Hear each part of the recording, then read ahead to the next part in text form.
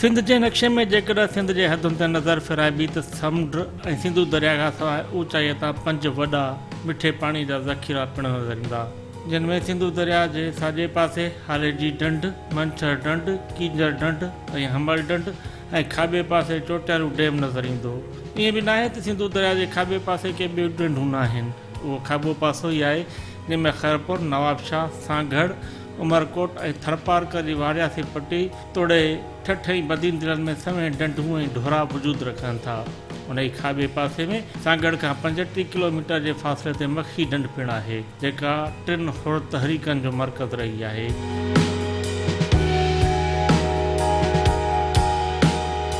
हिन जो पहिरियों नालो त मखी ढंढ हो। हीउ महफ़ूज़ इलाइक़ो जेको कुझु सालनि खां पोइ बकार ढंढ ऐं हाणे चोटियारियूं डैम जे नाले सां मशहूरु आहे।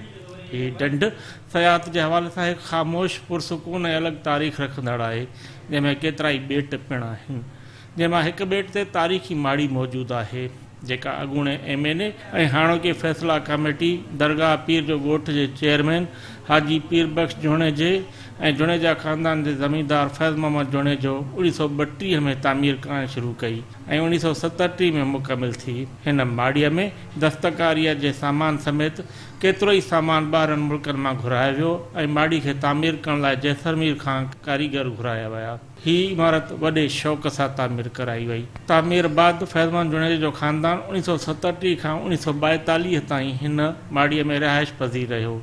हिन माड़ीअ में पीर सईद सूर्या बादशाह जूं दावतूं पिणु थियूं। जॾहिं 1942 में 3 हुर मार्शल लॻी, जंहिंमें हिन इलाइक़े में घणो पाणी छॾे हिन इलाइक़े खे ॿोड़ायो वियो।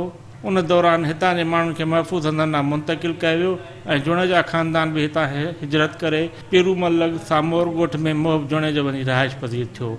उन्हनि ॾींहंनि में हिन माड़ीअ जे समूरनि कमरनि जी छित पिणु हथ सां ड्राहे ख़तमु कई वई, छाकाणि त फ़क़ीरनि खे इहो ख़दशो हो त शायदि मतां हुननि लॾे वञण बाद बरतानिया जी फ़ौज हिते मोर्चो या हेडक्वार्टर न ठाहे वेही रहे। हीउ हुर तहरीक जो तमामु यादगार तारीख़ी मक़ाम आहे।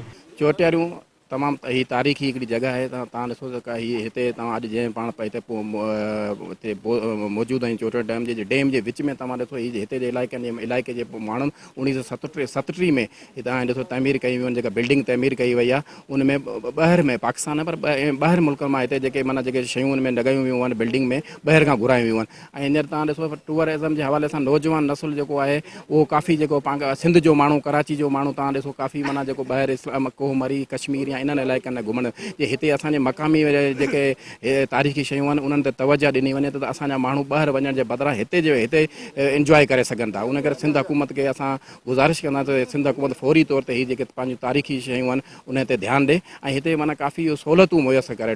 जेके टूर लाइ माण्हू अचनि था उन्हनि खे रेस्टोरेंट आहे या रोड्स आहिनि या के अहिड़ियूं पॉइंटूं ठाहियूं वञनि जीअं माण्हू अचनि हिते इंजॉय कनि। सांगड़ ज़िलो जेको आहे उहो तारीख़ जे हवाले सां हिकिड़ी पंहिंजी अलॻि मुनफ़रद हैसियत रखे थो। हीअ बिल्डिंग जेकी तव्हां ॾिसो पिया त इहा बि हिकिड़ी तारीख़ी बिल्डिंग आहे जंहिंखे 90 साल थिया आहिनि ऐं अॼु बि हुनजो स्ट्रक्चर बीठो आहे। तव्हां हुनखे उन निगाह सां बि ॾिठो त उन वक़्त जा जेके मुक़ामी मिस्त्री हुआ, मुक़ामी कारीगर हुआ, उनजी इंजीनियरिंग, उन्हनि जी महिनत जेका 90 साल खां पोइ बि अॼु स्ट्रक्चर बीठो आहे। त असांजी इहा सिंध हुकूमत खे बि अपील आहे ऐं हिते जा जेके ओनर आहिनि उन्हनि खे बि इहा अपील आहे त हीअ चोटियारियूं डैम ऐं हीअ कितो जेको मखी ॿेले ऐं हुर तहरीक जे हवाले सां हिकु पंहिंजी अलॻि हैसियत रखे थो त हिनखे ॿीहर रिनोवेट करे हिकु बहितरीनु पिकनिक पॉइंट क़ाइमु कई वञे जिते नेशनल इंटरनेशनल जेके बि सियाह अचनि था उन्हनि लाइ हीअ जेको टुकड़ो आहे, हीअ जेकी बिल्डिंग आहे उहा हिकिड़ी वॾी अहमियत रखंदी आहे। उन्हनि खे हिकिड़ी वॾी मुनफ़रद तारीख़ी ॼाण बि मिलंदी। इहो पहिरीं इलाइक़ो मखी जो ॿेलो तव्हां पंहिंजे बुक्स में पढ़ियो हूंदो, तारीख़ में कंदो दोस्तनि पढ़ियो हूंदो। हीउ मखी जो ॿेलो 3 हुर तहरीकुनि जो मर्कज़ रहियो आहे। जॾहिं उहा पहिरीं हिनखे मखी फ़ारस सॾियो वेंदो, छाकाणि तव्हां सेफ एरिया हूंदी हेॾां हिंदुस्तान ताईं, हेॾां सखर ताईं एरिया उहो हूंदो। उनखां पोइ जॾहिं 3 हुर ब्रिटिश मार्शल लॻी 1942 में त नारे खे जेके खॿे साइड ते स्केप हुआ उहे खोले हिन खे माण्हुनि खे हितां कढियो वियो, ॿोड़ियो इलाइक़नि खे ॿोड़े माण्हुनि खे कढियो वियो। त उन ज़माने में पोइ हिन हिते मशहूरु इलाइक़े जो नालो बकार आहे। बुज़ुर्ग हिकिड़ो आहे सैयद शाह मर्दान शाह हिते मदफून आहे, वॾो करामत साहिबु। उनजे करे हिन जो बकार जो इलाइक़ो रेवेन्यू जे हिसाब सां, ॻोठ जे हिसाब सां पोइ हुनखे बकार ढंढ में इहो नालो कन्वर्ट थियो। बकार ढंढ खां पोइ हाणे हिनजो नओं अॼुकल्ह नालो आहे चोटियारियूं डैम या हुनखे चोटियारियूं रिज़र्वायर चवनि था। हिते हिन इलाइक़े में असांजा ज़मींदार जेके हुया से जूणे जा ख़ानदार हिन इलाइक़े जो वॾो ज़मींदार हुया, उन्हनि जा ही घर जूं जायूं आहिनि। मुंहिंजो वाल साहिबु हिते प्राइमरी पढ़ियो आहे 1931-32 खां वठी सिंधी फाइनल मुंहिंजे वाल साहिबु हितां पास कई आहे। मुंहिंजे वाल साहिब खां इहा ॻाल्हि रवायत आहे, मूंखे ॿुधायो हुई त हिन माड़ियुनि खे तमीर करण लाइ जैसलमेर खां कारीगर आंदा विया, जन 1932 खां हिन जो कमु शुरू कयो ऐं 1936 ते फाइनल कयो। हीअ में सीमेंट ऐं चुनो इस्तेमालु थियल आहे, जंहिं लाइ चवंदा आहिनि त चुनो 100 साल खां पोइ जवान थींदो आहे। उनजे नतीजे में हीअ 100 साल जी बिल्डिंग अञा तव्हांजे साम्हूं मौजूदु आहे। मौजूदु एक्स MNA हाजी पीर बख्श जुणे जो ॾाढो ख़लीफ़ो फैज़ महमद, जेको पीर पागारे 5 ऐं पीर पागारे 6 जो ख़लीफ़ो बि हुयो, हीअ उन तमीर करायूं हुयूं। ऐं जीअं पीर पागारो 6 सूर्य बादशाह इंडिया मां आज़ादु थी जेल खां जीअं आयो हो, पोइ हिते सफ़र कयो हुई, दावतूं वरितियूं हुयूं, त उन में ख़लीफ़े फैज़ महमद जी दावत हुई। उनखां पोइ मीर मोहम्मद अली साहिबु जेको हाजी पीर बख्श जो चाचो, उन जी दावत हुई, उहा अटेंड करे उनखां पोइ वरी इन ख़ानदान जो ॿियो ख़ान बहादुर मोहम्मद याद जुणे जो साहिबु हो, जंहिंजी पहिरियां साम्हूं माड़ी आहे, उते उन दावत अटेंड कई। इहे तारीख़ी इलाइक़ो बि तारीख़ी आहे ऐं हीअ माग ही साम्हूं तव्हांजे जेको बिल्डिंग बीठा इहा ॾाढी तारीख़ी आहे। जेकर इनखे थोरो मेंटेन कबो संभालबो त शायदि इहा हिकिड़ो तारीख़ जो हिसो थी वञे। 1932 में इस्टेब्लिश थी हुई, जेके असांजे ॾाॾनि कराई हुई। हीअ चोटियारो डैम आहे, डैम जे बिल्कुलु विच में ई ठहियलु आहे ऐं चारो तरफ़ हिन जे जेको आहे सो डैम आहे। हीअ जॾहिं मार्शल लॉ लॻी हुई त तॾहिं ही पूरो हिनखे डिमोलिश कराए छॾियो हो, छतूं वग़ैरह हिन जो सभु कुझु कढाए छॾियो। त हाणे टूरिज़म इलाही प्रमोट पियो थिए ऐं चोटियारो डैम में बि इलाही माण्हू अचनि पिया, ख़ासि करे घुमणु फिरणु। त हिनखे बि इनशाला वरी इस्टेब्लिश ऐं रेनोवेट कराईंदासीं ऐं टूरिज़म सुठो प्रमोट थींदो।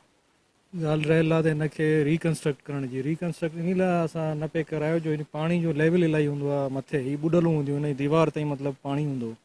हाणे हीअ महीनो खनि थियो आहे त इहा 8-10 फुट पाणी हेठि लथो आहे। त हाणे असांजी कोशिशि हूंदी त हिनखे जहिड़ी कंडीशन में आहे हिनखे नक्शो इहो साॻी में रखिजे, हिनखे सिर्फ़ु रेनोवेट कराए हिकु दीवारूं वीवारूं टुटल उहे हिन जी तयारु कराइजनि। पंहिंजे हिसाब लाइ, पंहिंजी फैमिली जे हिसाब सां असांजी हिकिड़ी वॾनि जी शइ आहे, उहो यादगिरी जे हिसाब सां त उहा असीं हुनखे ठाराइण था चाहियूं। 37 में पीर साईं सूर्य बादशाह सफ़र ते हुयो, पोइ हिते आयो, 2 रातियूं हिते पीर साईं सूर्य बादशाह बि मतिलबु रहिया। साम्हूं हिते टेंट लॻो हुनजे लाइ, जेको तंबू चवंदा आहियूं असीं पीर साहिब जो तंबू, उहो तंबू लॻल हो, पाण उन में रहिया। उनखां पोइ जल्दी हुर मार्शल लॻी वई। असांजे माइटनि खे हितां मतिलबु उन ज़माने जी हिंदू फैमिली हुई सेठ शीतलदास वारा, उन्हनि असांखे हितां असांजे माइटनि खे शिफ्ट कयो मीरपुर ख़ासि, ताकी हुर मार्शल जे चकर में किथे फासी न पवनि। पोइ उन जे करे असांजा माइट होॾां शिफ्ट थिया मीरपुर ख़ासि, पोइ हीअ घर गैराबाद थियो। पोइ शितियूं असांजे माइटनि पाण ठारायूं।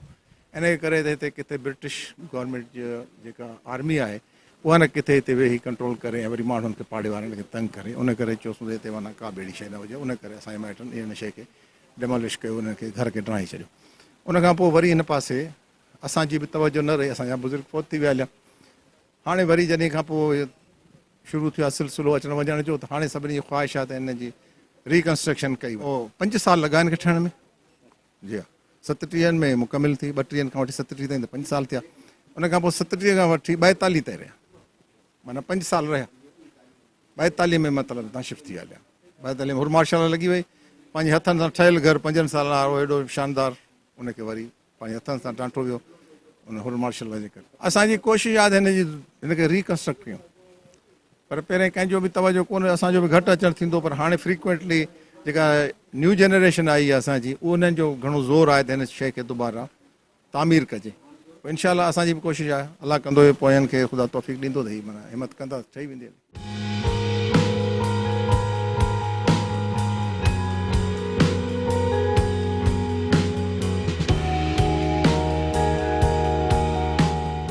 चोटारियूं डैम जे विच ते ख़ूबसूरत फ़न तामीर जी अकासी कंदड़ हिन इमारत खे क़ौमी विरसे तौरु महफ़ूज़ करे हयाती हंधि बणायो वञे ऐं उन बाबति आवाम ताईं ॼाण बि पहुचाई वञे, जीअं सिंध जो हीउ ख़ूबसूरत तारीख़ी माॻ महफ़ूज़ रही सघे।